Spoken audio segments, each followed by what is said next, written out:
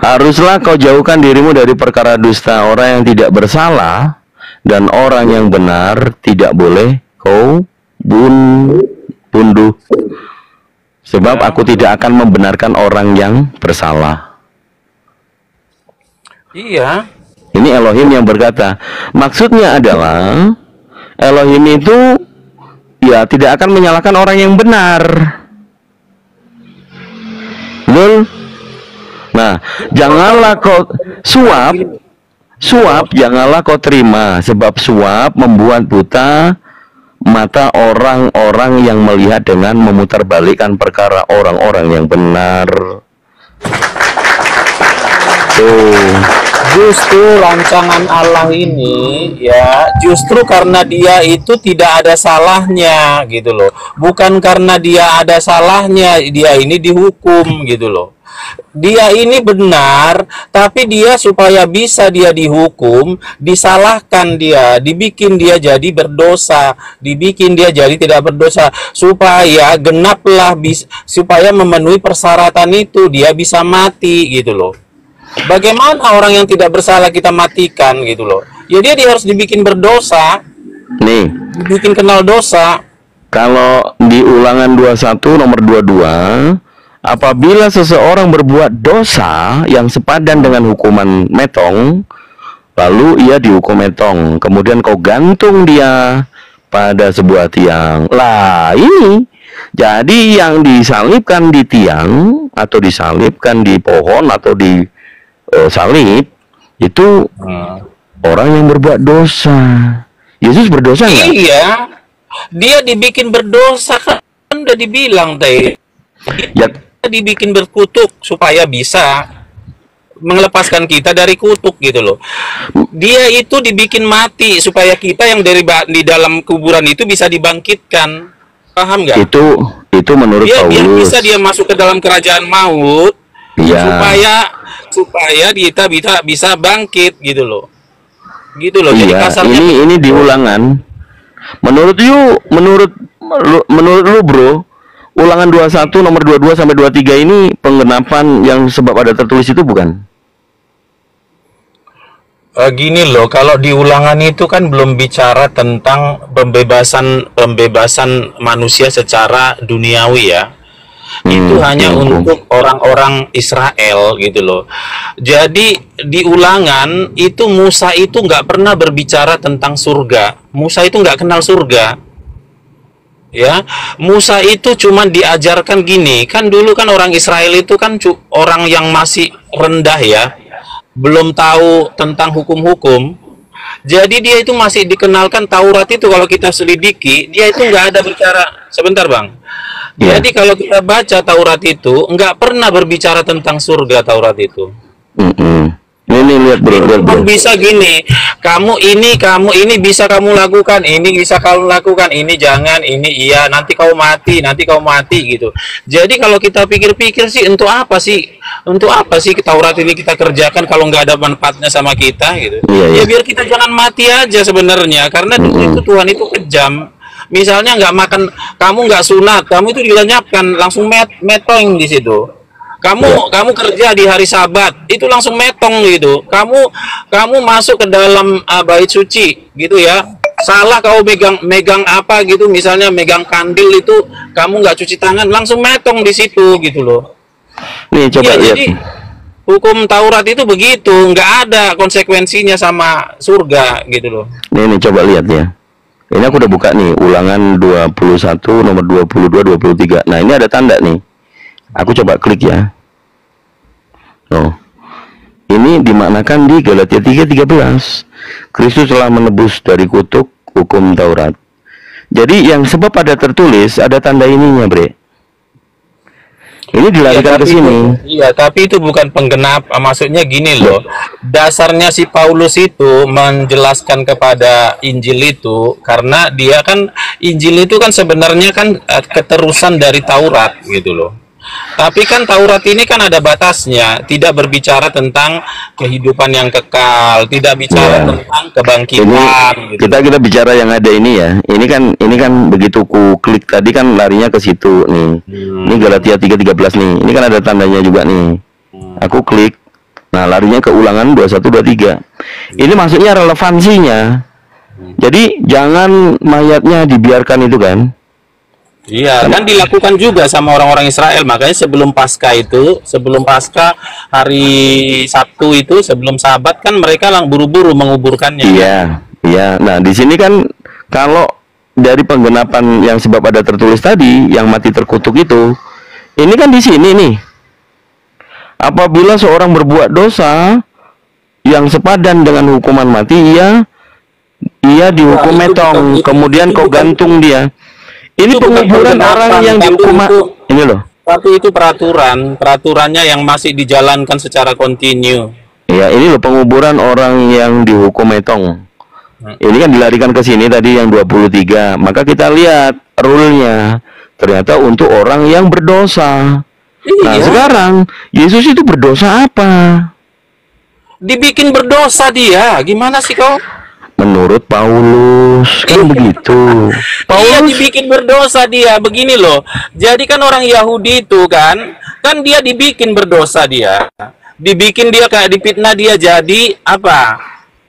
Dipitnah dia jadi merusak Taurat. Dipitnah orang Yahudi dia jadi apa namanya? Menghujat Allah. Difitnah. Jadi dibikin dia jadi berdosa. Supaya ternyata itu dipakai Tuhan supaya genap dengan aturan-aturan yang dulu, begitu loh.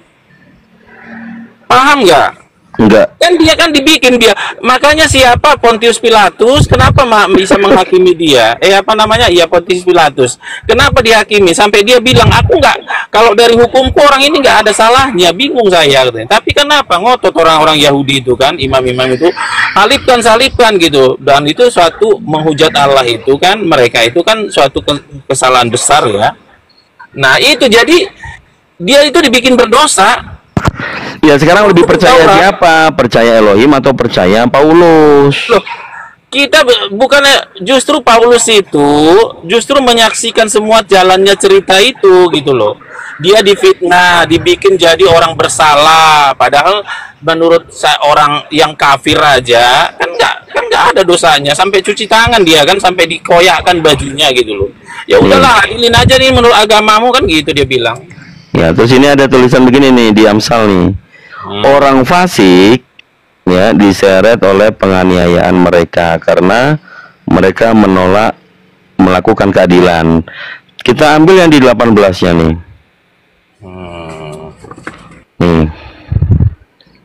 Orang fasik dipakai sebagai tebusan bagi orang benar. Dia pengkhianat sebagai ganti orang jujur. Nah, kalau dari di Amsal ini yang orang fasik itu kan dikenalnya dengan suap ya. Ini di Keluaran tadi, Keluaran 21. Ini tentang hikmat orang yang menyuap. Arti nggak sih? 27 nomor 7 ya, 25. Ya. Keluaran apa Kejadian ya? Oh ya, Keluaran 27. Oh, mah baru pulang mah. Nih Keluaran 7 bahasa sama orang mah. Siapa? Ya enggak lah. Ya namanya juga. Itu marah. Kok kerjanya Pak bahas agama orang kan gitu. Oh, enggak. Kan mereka tahu. Yakin aja udah jadi Islam. Kau kan Islam gara-gara mau kawin kan? Mana ada umur 15 tahun mau kawin. Mau kawin lagi. Oh, saya tahu. Mana ada umur 15 mau kawin. Menjual Yesus. Kau menjual Yesus gara-gara enggak, justru aku kampret. Enggak usah lah framing begitu. Udah tahu ya orang Islam gitu, jadi Islam gitu. Udah tahu ya, ini istriku, anak-anakku, bahwa papanya ini mantan harapan pastor. Hanya harapan dari papanya. Ya kan, alhamdulillah akhirnya menemukan kebenaran, karena aku nggak mungkin mengutuk kamu mengajak anak mendatangi neraka yang tadinya kau sudah diselamatkan. Iyalah, Nih. baca itu. Nih, janganlah Yang suap yang kedua. kau terima nih ya. Nih, Keluaran 23 nomor 8. Suap janganlah kau terima, sebab suap membuat buta mata. Ada juga satu yang dikatakan suap itu terkutuk. Itu Keluaran 27 kalau nggak salah. Bentar. Iya, kamu mau larinya ke si Yudas kan? Loh, kan memang benar Yudas menerima suap. Terus Iya, nggak apa-apa.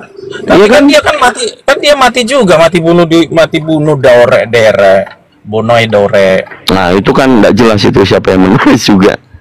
Nah kan begitulah kalian. Sebenarnya gini, konsisten lah kalian. Maksudnya gini, Tapi kalau gini, kau bro. mau meneliti ayat-ayat, ya pakailah, telitilah semua ayat-ayat itu. Jangan Loh. nanti kau meneliti sebentar dulu. Dito gini loh, Iya, iya, iya, iya. itu. Kalau kau mau meneliti ayat-ayat, ya kau harus yakinkan dulu semua ayat itu benar, gitu loh. Ya, jangan nanti kau teliti ini benar, terus nanti jawabannya, itu kan palsu gitu. Nah, berarti nanti larinya kita diskusi bukan begitu. Bukan Apa ke itu? situ topiknya. Gitu loh kalau diskusi. Saya pusing kadang berdiskusi sama orang Islam ini. Framing. Iya, karena begitu. Itu kan perkataan Yohanes, katanya gitu kan. Nah, tadi kan dia meneliti ayat gitu loh. Harusnya kalau kita bermain ayat, udah kita keep dulu sebenarnya, baru kita anggap semua ayat itu benar gitu loh. Jadi kita main di ayat ini serang pakai ini gitu loh. Jawab pakai ini. Ini nanti udah kita jawab pakai ayat. Lah itu kan omongan Paulus. Lah, gimana ini? Bingung kita. Pokoknya begini, Bre. You memuliakan Yesus enggak?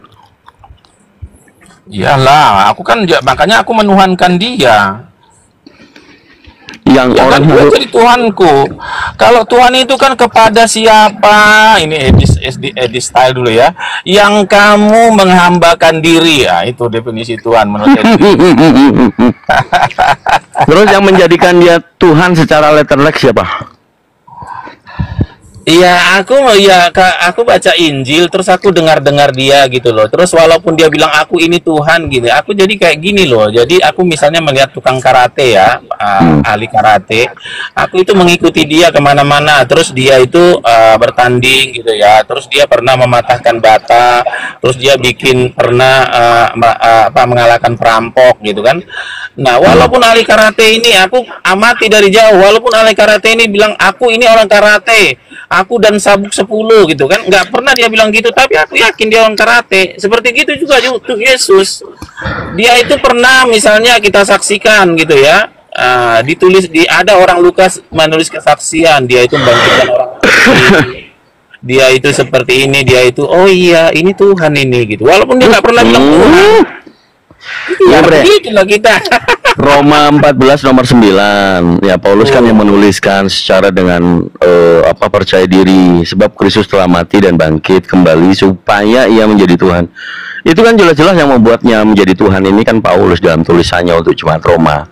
Sementara Galatia juga, dia menuliskan ke jemaat Galatia tentang apa? Tentang Kristus menjadi kutuk tadi. Kau pun juga tadi menyimpulkan di 2 Korintus ya, 1 Korintus ya. Itu mengenai dosa itu diputar. Jadi kayak orang yang baik ini menjadi orang yang berdosa.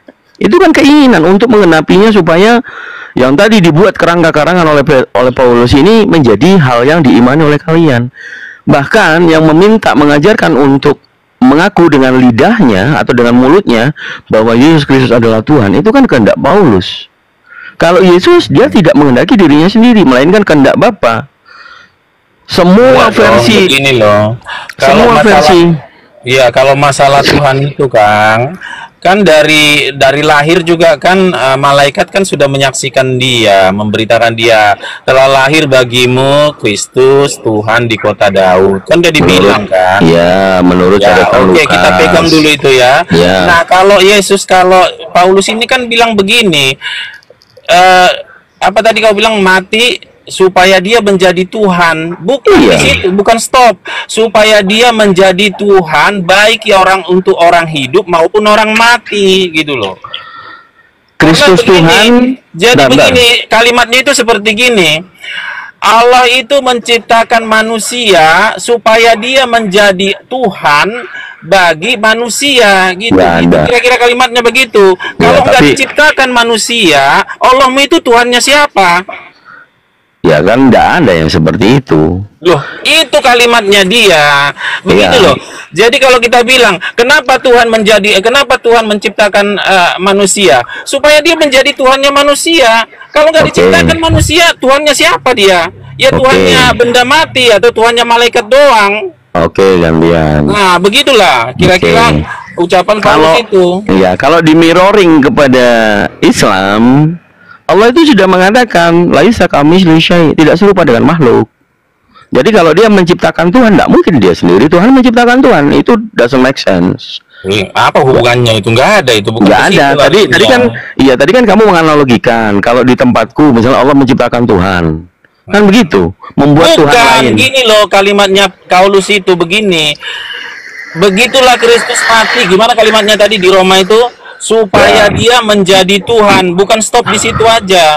Supaya dia menjadi Tuhan baik untuk orang hidup maupun orang mati. Tadinya Yesus ini cuma Tuhan bagi orang hidup. Tapi karena dia mati, dia jadi Tuhannya orang mati juga, begitu loh. Ya, Sama coba- dengan Allah kau. Misalnya dia menciptakan malaikat, ya, dia kan cuma Tuhannya malaikat. Iya, Kalau kan? makanya dia Tuhan menciptakan manusia supaya dia juga ikut menjadi Tuhannya manusia. Begitu itu kalimatnya itu, gitu loh. Ya tapi kan nggak bisa Kira-kira dikirim begitu begitu. juga. Nggak bisa di mirror begitu karena Allah sudah menyatakan diri bahwa dia tidak serupa dengan makhluk ciptaannya, gitu loh. Loh, nggak ada hubungannya ke situ. Itu kalimatnya itu loh, padanannya itu loh. Iya, Maksudnya jangan. gini loh. Jadi karena Yesus Kristus itu mati supaya dia jadi Tuhannya orang mati juga, gitu loh. Oke. Tadi dia udah Tuhan, Iya, tapi iya. Tuhannya siapa gitu loh. Ya, jangan diulang Tuhannya lagi. orang hidup aja. Ya, jangan diputar lagi. Udah tahu, udah paham aku. Tapi yang aku bantah kan karena kamu masuk kepada Allah kami, Allah orang Islam. Makanya tak jelasin begitu. Cuman sekarang kita cek ada nggak relevans yang tadi Lukas tadi tuliskan Kristus Tuhan. Kalau Kristus Tuhan itu apakah Kristus Tuhan? Kristus itu kan Mesias. Apakah Mesias itu Tuhan? Iya, Di mana? Tuhan. Di mana di perjanjian lama tentang Mesias itu adalah Tuhan yang diurapi? Gitu loh, Bre. Gimana sih? Kristus. Jadi dia gini, Kristus, dia juga Tuhan gitu loh. Nggak ada tuh Bukan begitu. arti Kristus itu. Kita baca ya. Telah lahir juru selamat. Juru Kristus. selamat satu. Ya. Kristus satu. Tuhan Kristus Tuhan. satu. Inilah saya nggak tahu setelah Kristus itu sebelumnya ada koma atau tidak. Nah, itu kan jabatan-jabatan dia semua, juru selamat. Ada juru lagi selamat. jabatan. Kristus artinya orang Oke. yang datang dari Allah. Baik, Mesias, baik. yang Berarti- anak manusia. Berarti menurut Messengers. ya Messengers, kan? berarti menurut you ya brother ya, yang lahir itu Tuhan ya. Ya, mengambil wujud manusia. Nanti Ntar dulu. Jeko, aku berantem sama dia selalu. Iya, saya jangan Ntar dulu. masalahnya sama JO ini begini lucu dia. Ntar dulu. Kita kunci dulu. Menurut Bro Chris Evan yang telah lahir itu Tuhan. Manusia apa Tuhan? Atau manusia Tuhan? Atau Tuhan manusia? Manusia yang Tuhan. Manusia yang Tuhan. Ya, gitu Oke. jawabnya.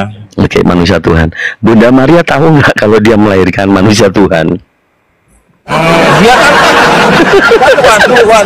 waktu orang gitu kan waktu kalau nggak di Lukas salah dia kan begini datang ketika malaikat datang kepada gembala kan habis itu kan mereka datang melihat itu terus diceritakan kan terus Maria itu kan memendam suatu pertanyaan tapi didiam-diam di dalam hatinya gitu loh. Iya. Jadi dia sebenarnya bertanya-tanya ini siapa yang kulahirkan itu gitu. Bahkan dia kan ada nyanyian setelah lahir itu kan dia nyanyi. Dalam nyanyiannya itu kan ada bahwa itu Tuhan. Jadi Tuhan yang menjadi manusia itu apakah hanya Tuhan yang bisa menjadi manusia? Iblis Apa? bisa, iblis bisa jadi Bisa. manusia nggak? Hmm? Ya bisa di surah apamu Maryam ayat Iya, berapa itu? malaikat Ayat Jibril jadi 18. manusia. Makanya, Malaikat bisa jadi manusia. iya, Jadi makanya, tampan lagi. Takut iya, malah jadi kayak iya betul, berewokan ya. betul. Makanya, Maryam kalau, takut. ya makanya, kalau makhluk itu diberi kehendak Tuhan bisa menjadi manusia, Tuhan sendiri ini tidak perlu jadi manusia, Bre. Nah itu premis kamu yang udah ngatur, udah ngatur. Bukan, kan dikatakan tadi laisa kamislihi syai'un ya. Itu kan kamu yang apa? Definisi di kamu nggak berlaku itu sama kita. Laisa kami Iya, makanya kan saya Iya, bilang kamu maksudnya jangan kamu paksakan itu ada di kami. iya Karena kami kan itu nggak dari ayat pertama udah dibilang marilah kita ciptakan manusia menurut gambar kita. iya. Itu mana masa kita Tahu. laisa kami saliun lagi. Saliun sayun. Saliun. Bukan saliun, sayun. Jadi kalau tadi kamu kan membawa di surah Maryam, malaikat Jibril itu menjelma menjadi manusia. Ini malaikat. Karena makhluk dia bisa menjadi makhluk. Tapi kalau pencipta yang menjadi makhluk, ini pemahaman kami di Islam. Tapi Makanya sebenarnya bisa. Bang, aku tadi kaget loh bacanya. Sebenarnya itu nggak Jibril yang jadi manusia, itu roh kami. Cuma kalian bikin di dalam kurung. Dalam ayat aslinya nggak ada Jibril. Ngarang. Udah baca aslinya. Iya, Kami tuduhan. utus Iya. roh kami Iya. dalam kalian bikin Jibril padahal No, aslinya bukan. nggak ada Jibril. Bukan orang Roh Islam yang kami bikin. itu sebentar. Gini. Roh Kenapa ada kami tanda? itu rohnya dari Allah. Kenapa dikasih dalam kurung? Harusnya kalian bertanya. Itu kan terjemahan. Tapi kalau kita merujuk kepada tafsir, Al-Quran itu bacaan untuk memaknai maknanya menggunakan tafsir, gitu loh. Loh, gak percaya wong kira dikandang. Ini loh, adakah Tuhan kalian menyuruh kalian itu adakah Tuhan kalian merujuk sesuatu ahli untuk kalian mengerti Quran yang diturunkannya? Ada nggak? Memang Kan seperti harus itu. Justru Allah kalian itu merujuk ke kami. Udah, jangan panjang kali, jangan panjang kali kalau masuknya. Jangan panjang kali, udah masuk satu jangan diterusin. Kalau masuk diterusin, nah itulah kadang teman-teman Muslim kan ngelihat, wah ini penghujat gitu loh. Jadi saya Apa yang pengennya gini. penghujat? Orang saya ngasih tuh. Iya kan menyimpulkan itu sedikit saja. Kalau masuk terlalu dalam itu sudah menista, nggak boleh. Karena gini Bre, kenapa Al-Quran itu terjemahan bukan Al-Quran? Bahkan kalau tafsir pun Al-Quran, ayat suci Al-Quran ini ada dua kategori. Yang pertama disebut ayat mutasyabihat. Itu tidak bisa, tidak ada terjemahan. Kan mungkin kalian tahu juga. Alif Lam Mim, Alif Ram Ro, Yasin, Shod, ya apa? Kaf Ya Ain Shod, itu kan. Itu namanya ayat mutasyabihat, nggak bisa diterjemahkan. Nah, di tafsir pun itu juga nggak ada makna. Di tafsir itu adalah huruf hijaiyah. Yang mengerti maknanya, Nabi Muhammad mengatakan di dalam hadis, hanya Allah yang tahu artinya. Nah, maka juga kan dibilang begini di surah Hud, Bang. Ini Quran ini adalah Quran ini ayat-ayatnya disusun rapi dan memberikan penjelasan secara terperinci. Nah, coba jelaskan dulu itu alif lam ra itu tadi yang kau bacakan itu apa? Makanya itu namanya surah ayat mutasyabihat Ya, yang bisa makanya. diterjemahkan. Berarti nggak Makanya terperinci lagi ya, nggak bisa ya menjelaskan. nggak apa-apa, tuduhanmu kan secara terjemahan begitu, tapi kami memahaminya. Ada 350 ulama tafsir mengeluarkan tafsirnya, dan itu valid karena mereka yang orang Arab, bahkan orang bukan Arab saja, tapi mereka menjadi ahli tafsir. Ahli tafsir itu memiliki 15 syarat ilmu. Untuk menjadi seorang ahli tafsir, 15 syarat ilmu. Jadi yang tidak memiliki 15 ilmu, ya, ini nggak bisa mentakwilkan. Makanya ada juga di dalam Al-Quran, jangan kamu perselisihkan ayat-ayat ini. Ya kan? Jadi Muslim ini loh, di mana ayat-ayat yang memvalidasi bahwa kalian itu harus minta persetujuan ulama-ulama kalian. Oke, surah Yusuf ayat 2. Padahal kalian itu sudah dibilang Quran ini saya turunkan dengarkan. berbahasa Arab supaya kamu mudah mengerti Muhammad gitu. Enggak, itu terjemahan harus itu terjemahan dengan 14 ilmu. Iya, Bagaimana itu 14 ilmu itu mudah? 15, 14 lagi. Nambah satu ya. 15. Jadi makanya kenapa kita tidak boleh mentakwil atau menafsirkan sendiri apalagi terjemahan? Karena Al-Qur'an ini Coba karena tadi mau apa bunyinya? Karena Al-Qur'an ini yang terjaga sampai saat ini, dari turunnya wahyu sampai sekarang tidak ada yang berubah. Itu poinnya gitu. Oke, kamu lihat dulu apa namanya? Kodeks Sanaa. Sanaa, manuskrip Sanaa. Ya, kalau tentang mushaf, saya kasih tahu dulu. Ada Quran Sanaa, ada Quran Samarkand, ada Quran Utsman. Nah, ilmu tentang itu ada. Mana yang ya, kita bacakan dulu Sanaa ya. Nih, Sanaa itu. Mushaf Sanaa. Gue baca. Aku lagi rajin lagi belajar agama kalian loh. Rajin, kau pegang datanya orientalis, ku tengok dari sini udah kelihatan. emang Sidato. Udah, aku udah pelajari semua. Yang kau pegang pun ya, yang kau pegang pun. Siapa namanya siapa itu? Yang kau pegang sekarang orientalis dari keluaran manapun, yang paling utama adalah ini dari Google, Bang. Ini dari John. Iya, dari John of Damascus. Manuskrip Sanaa salah satu manuskrip Al-Qur'an tertua yang ditemukan berisi variasi teks Quran yang berbeda dari teks standar yang dikenal. Teks bagian atas manuskrip ini mengikuti teks Al-Quran standar. Sementara teks bagian bawah mengandung banyak varian perbedaan dalam urutan surah dan ayat. Terus ini Kodeks Parisino. Coba aku baca lagi. Kodeks Parisino. Ternyata kalian punya kodeks juga ya. Kodeks Parisino Petropolitanus adalah manuskrip Al-Quran yang terdiri dari 98 folio yang berasal dari akhir abad ke-7 atau awal abad ke-8.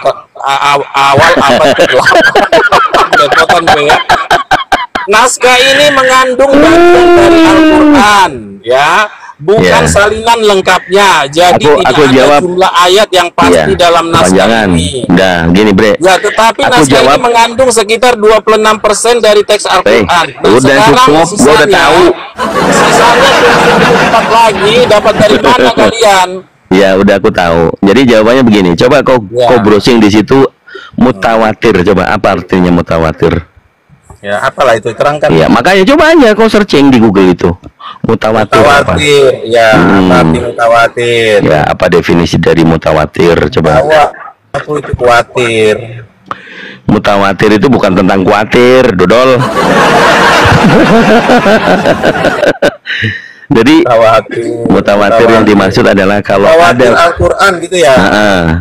Mutawatir artinya berturut-turut atau beruntun. Dalam konteks ilmu hadis, mutawatir adalah hadis yang diriwayatkan oleh banyak orang setiap tingkatan sanadnya, sehingga mustahil mereka bersepakat untuk berdusta. Mana ada kau bilang? Terus apa di sini? Ini aku browsing juga ya. Kalau nggak ada, congormu ku kuncir nanti. Berturut-turut atau beruntun. Dalam konteks ilmu hadis, hadis mutawatir adalah hadis yang diriwayatkan oleh banyak orang dalam setiap Quran, bukan hadis. Tidak mustahil mereka bersepakat. Ambil yang Quran mutawatir. Aduh. Secara bahasa, mutawatir berasal dari bahasa Arab yang berarti mutawatir Quran. Mutawatir Quran ya. Iya. Ya, mutawatir. Nah itu, coba. Mutawatir dalam konteks Al-Quran berarti bahwa Al-Quran diriwayatkan atau diturunkan dari satu generasi ke generasi berikutnya dalam jumlah yang banyak, sehingga mustahil ada manipulasi atau perubahan pada teksnya. Dengan kata lain, Al-Quran diteruskan dengan cara yang sangat luas dan terus-menerus sehingga keasliannya terjamin. Ini kan nggak bisa dibikin jadi standar. Loh, kalau ada banyak mushaf yang ditemukan, ada namanya ilmu tentang mutawatir. Yang paling benar itu yang terbanyak. Kalau misalnya ada 90 manuskrip atau mushaf ditemukan, 5 itu yang berbeda. Maka yang 85 ini yang mutawatir gitu loh. Jadi harus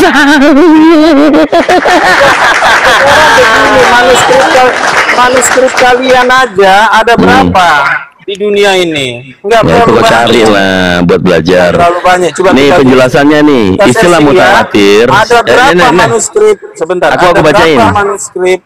Ada berapa manuskrip Quran? Tuh.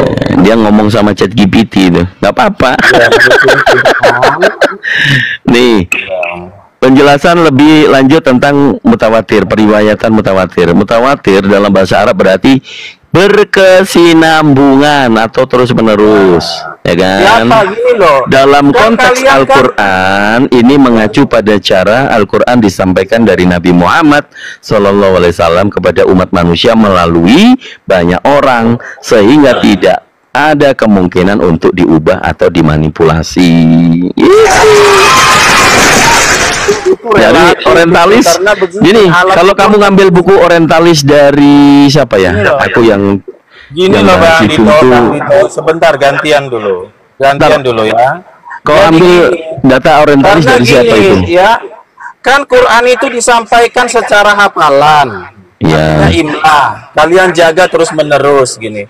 Nah ini bisa nggak kalian buktikan hafalan orang dulu itu dengan hafalan kau sekarang itu sama nggak?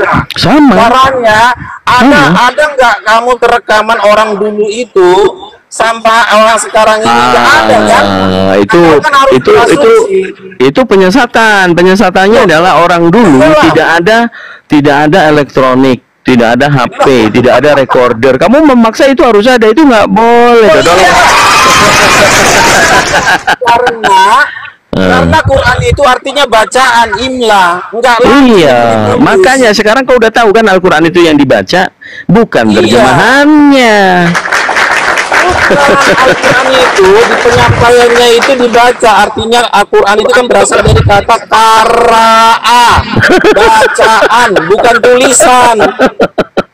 Makanya kenapa Utsman bin Affan itu menulis, karena khawatir hafalan kalian itu udah banyak beda-beda. Yang menulis bukan Utsman. Utsman itu yang mengumpulkan. Iya, tapi yang menulis itu ada 70 lebih ya. Berapa? 65 atau 70 para sahabat itu. Itu yang tapi kan dikumpulkan buku-bukunya terus dibukukan, dikitabkan kan. Nah, waktu zaman yang asli-asli itu kalian itu udah dibakar.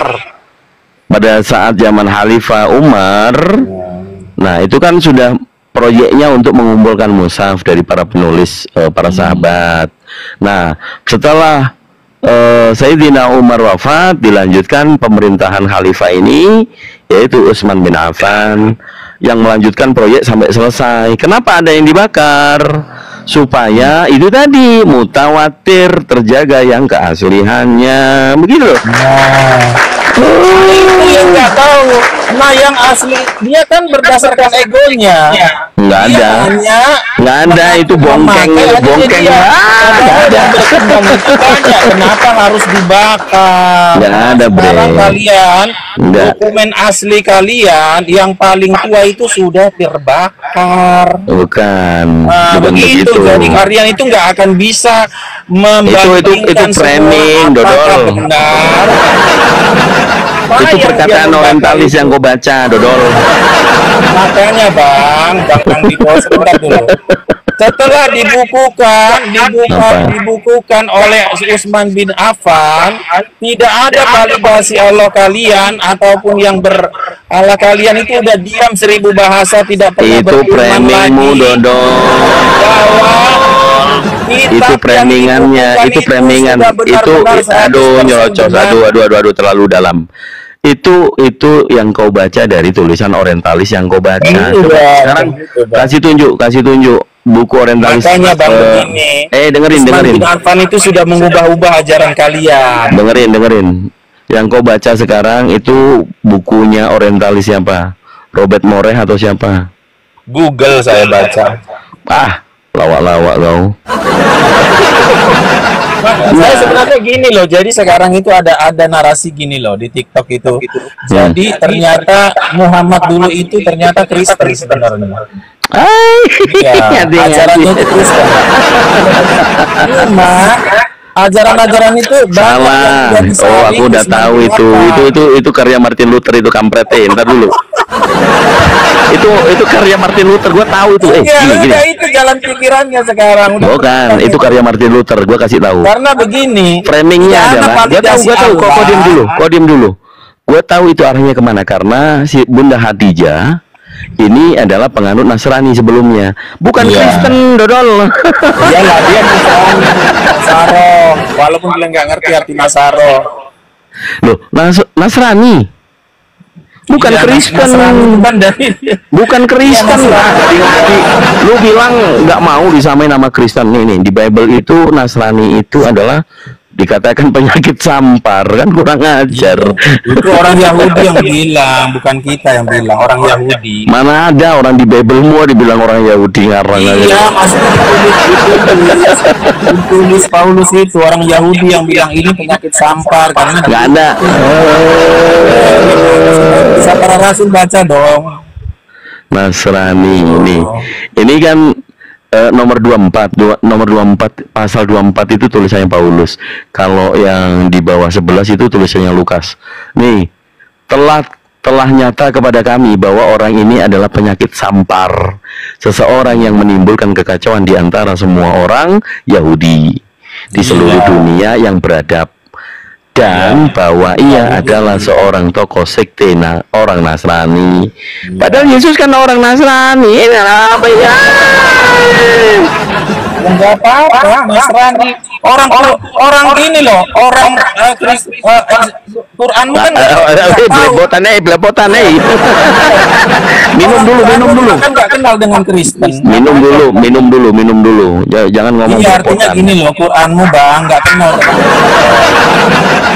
Ngomongmu belepotan. Minum dulu. 300 tahun sebelumnya. Dia nggak bisa membedakan Kristen dengan Nasrani. Balik judul aja. Mana-mana Bang Kristen tadi dia bilang dia keok. Kalau balik ke judul, dia itu udah mengakui umatnya Paulus, bukan umat Yesus.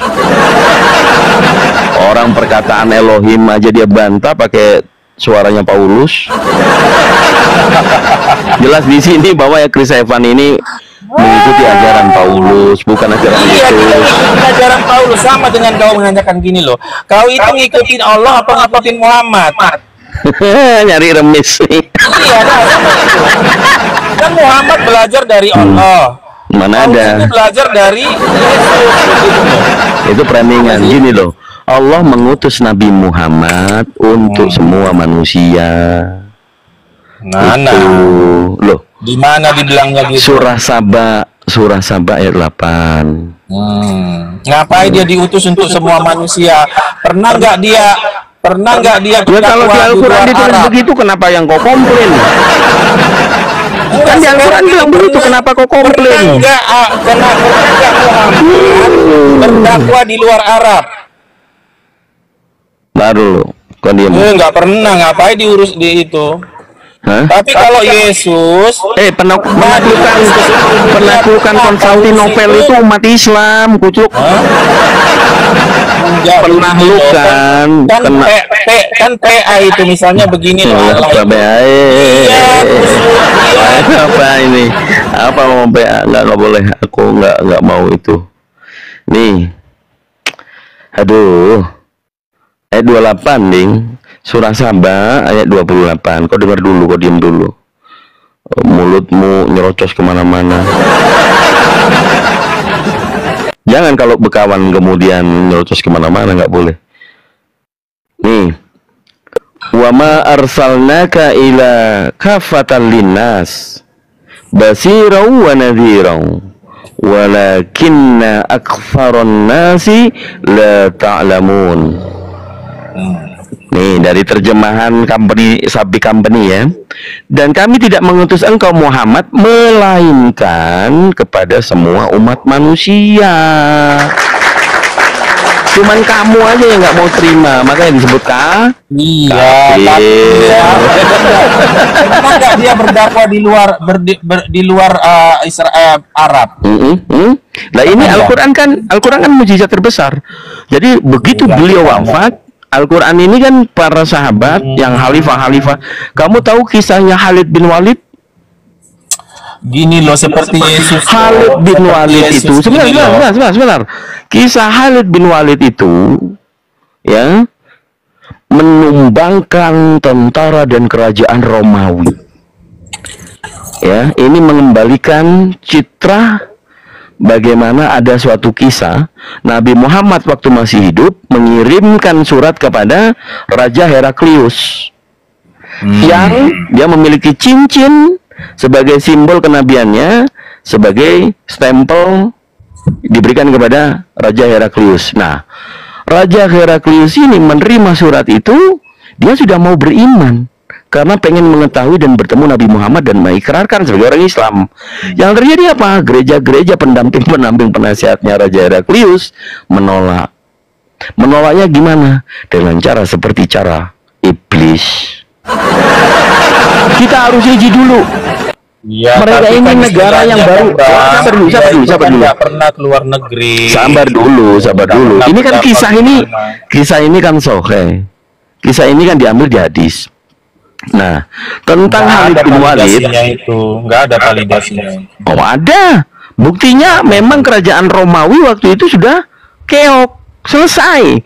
Emang sekarang ada kerajaan Romawi selain di Vatikan? Coba tunjukkan di mana? Nggak ada, Bre. Siapa yang ngalahkan dia? Raja Romawi itu kemudian bisa ditaklukkan oleh utusan pada waktu Khalifah Umar ya. Iya, Khalifah Umar. Apa Khalifah? Salah. Kerajaan Romawi itu ditaklukkan oleh tahun 1100 ya.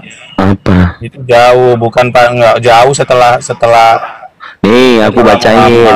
Kok pikir aku nggak punya data loh? Gua nih gudang data juga, jangan salah. Gua ini gudang data. Kalau kau mau belajar tentang gereja mula-mula, tinggal tanya aja. Begini, Muhammad itu diutus hanya untuk memberi peringatan. Baca surah Al-Imran.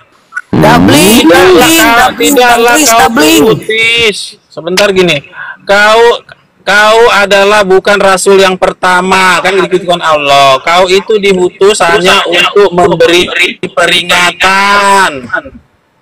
Iya. Sama dengan saya, kau itu kuperingatkan gitu. Romawi itu takluk oleh Khalid bin Walid. Sebentar, Khalid bin Walid. Enggak substansi. Kalau ngomong sama Hulek ini memang harus fokus. Soalnya Hulek ini enggak ada isi banget. Muhammad itu nggak pernah berdakwah keluar Arab gitu lah. Gimana dia mau dikatakan untuk semua orang gitu loh. Ya, Al-Quran itu kan sudah membicarakan gimana sih. Sabar dulu. Nih, ini Khalid bin Walid. Dataku tak buka. Dia dibutuhkan enggak, itu dia nggak tahu. 200 tahun sebelum dia baru dibutuhkan dia. Nih, Khalid bin Walid. Sabar. Khalid bin Walid ini di tahun 642 sampai 592. Sering disingkat Khalid bin Walid, seorang panglima perang pada masa pemerintahan Khulafaur Rasyidin yang termasyhur dan ditakuti di medan perang serta dijuluki sebagai Saifullah. Saifullah itu pedang Allah. Al-Maslul, pedang Allah yang terhunus.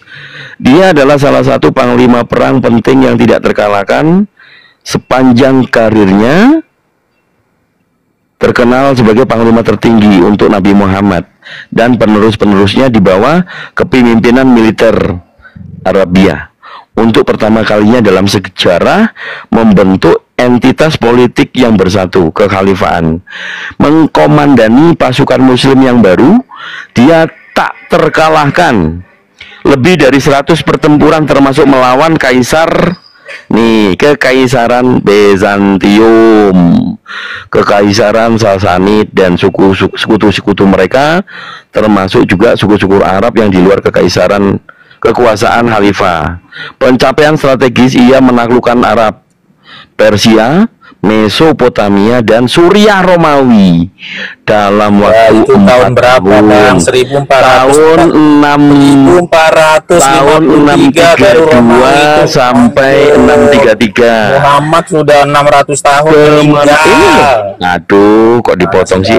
Kok dipotong? Ini yang baca. Ini yang ku baca, sabar dulu. Sabar dulu, jangan berasumsi. Yang tak kasih referensinya. Dia dikalahkan oleh apa? Dari Turki, bukan dari Arab. Sabar. Jelas-jelas kekaisaran Bizantium kok. Sabar dulu. Ini dalam waktu 4 tahun pada tahun 632 ke 636. Kemenangan. Romawi, Bang. Iya, aduh. Bizantium. Iya, Bizantium nih melawan kekaisaran Bizantium. Aku yang baca kok, kau yang iya, siapa yang menaklukkan kekaisaran Bizantium? Khalid bin Walid. Bukan, Utsman dari Turki. Ini tak buka kamera aku.